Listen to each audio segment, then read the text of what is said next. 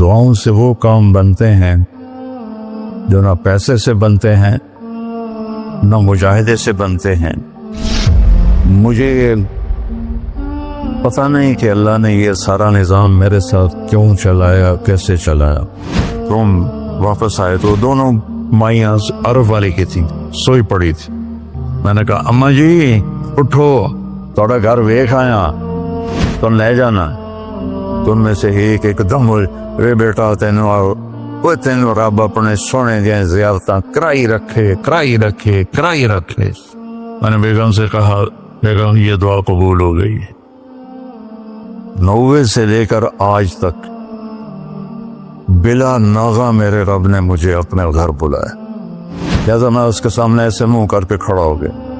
وہ ایسے دعا مانگ رہا تھا، مانگتے اس نے جب اوپر نظر اٹھائی تو مجھے دیکھا تو اس نے ایسے بھی نہیں کیا، اتھے ہی ہاتھ چھڑے دوڑ کے میرے پاس آیا، کہنے لگا مولانا تمہیں پتا میں کی دعا کر رہا سی؟ میں کہا میں کوئی نجومیہ جو انہوں پتہ لگے ہوئے۔ کہنے لگا میں یہ دعا کر رہا، یا اللہ مولی طارق جمیل کو اماں کی دعا لگی ہوئی ہے، وہ ضرور آیا ہوگا حج پر، وہ جہاں بھی ہے مجھے ملا دیا۔ کہ یہ میرے الفاظ ختم ہوئے تو سامنے کھڑا تھا۔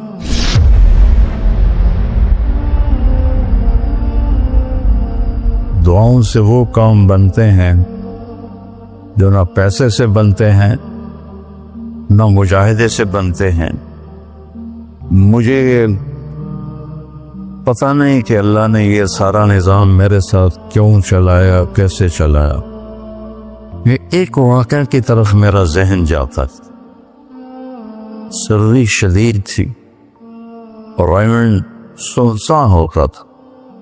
باہر بازار میں 2 ہوٹل تھے، ایک چائے کی دکان تھی۔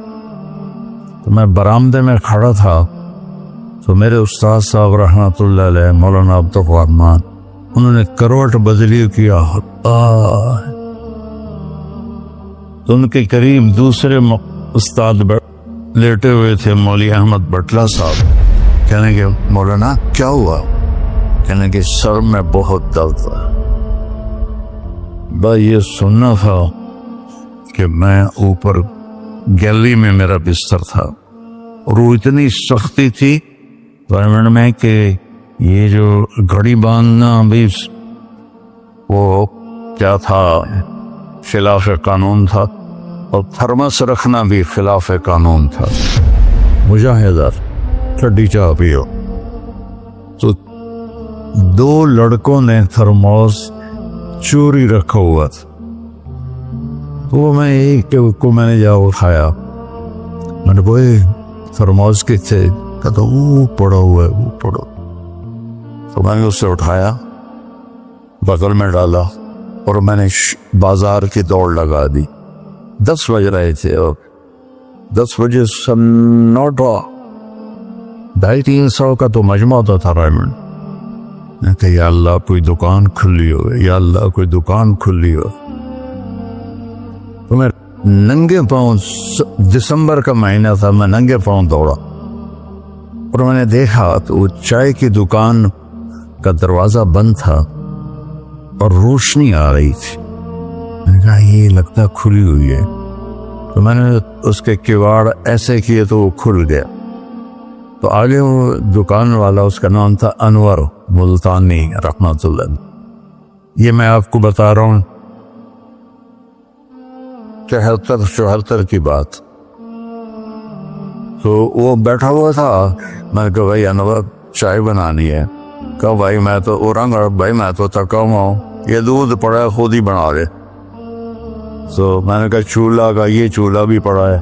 تو میں نے وہ ہوتے تھے ہوا بھرنے والے چولہے، اس سے میں نے دودھ گرم کیا، پتی ڈالی، چائے بنا۔ چائے کی دکان پہ سر درد کی گولی کا کیا کام ہے؟ میں نے کہا بھائی انور کوئی سر درد کی گولی ہے؟ ارے بھائی وہاں دیکھ لے شاید پڑی ہو کوئی، وہ کھڑکی سی تھی۔ جب میں نے وہاں دیکھا تو ایک گولی ساری ڈان ہوتی تھی، وہ وہاں پڑی ہوئی تھی اور اس پر مٹی جمی ہوئی تھی۔ جب اللہ کچھ دینا چاہتا ہے میں نے وہ گولی اٹھائی اور پھر دوڑ لگائی ننگے پاؤں، اور مولانا رحمہ اللہ فوت ہو گئے، سر پر رضائی لے کے لیٹے ہوئے تھے، تو میں نے ایسے پاؤں دبائے تو انہوں نے رضائی اٹھا کر، ہاں کیا بات ہے؟ میں نے کہا جی یہ چائے ہے اور یہ سر درد کی گولی ہے، آپ کو درد ہو رہا ہے، نوش فرمائے۔ تو ان کے ہونٹ ہلے، میں نے نہیں سنا، دعا دی انہوں نے مجھے۔ کیا دعا دی؟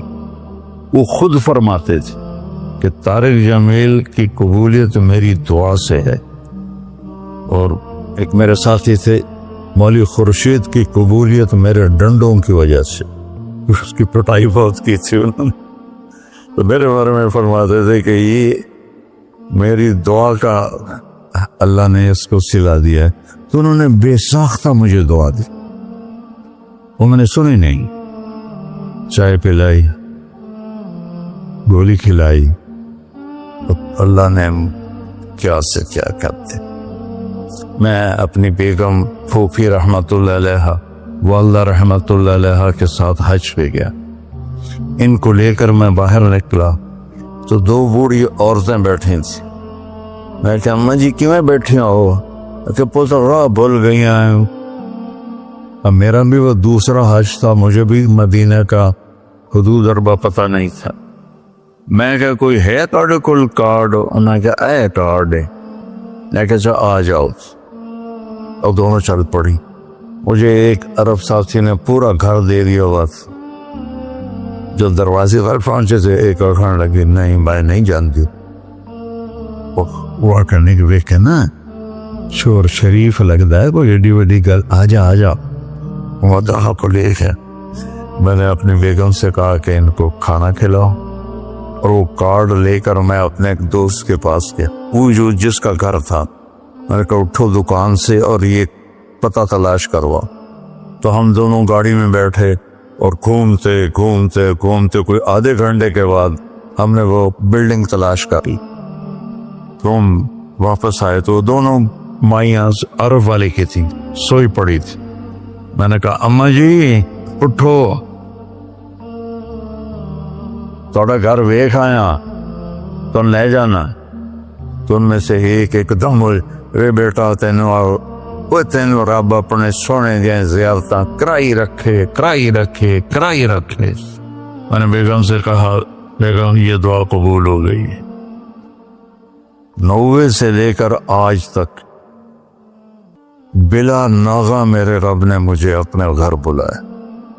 ایک 94 کا حج نہیں ہوا کہ وہ میری انگلینڈ تشکیل ہو گئی تو میں وہاں چلا گیا،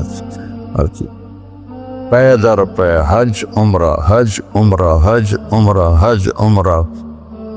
یہ 3 سال کووڈ کے جو آئے تھے نا، وہ ناغہ ہے۔ تو میں ہمیشہ کہتا تھا کہ اماں دی دعا۔